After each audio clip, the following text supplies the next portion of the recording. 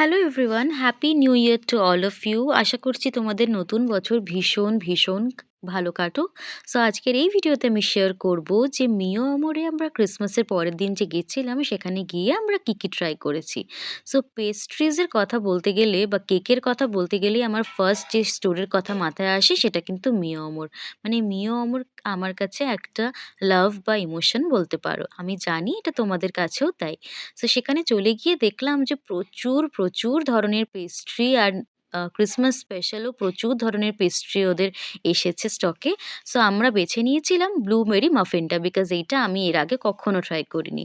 তারপরে মিষ্টি তো খাওয়া হলো, তাই ভাবলাম যে নোনতা একটা কিছু ট্রাই করা যাক। সো অনেক আইটেম দেখে লাস্ট অবধি আটকে পড়লাম সসেজ রোলে।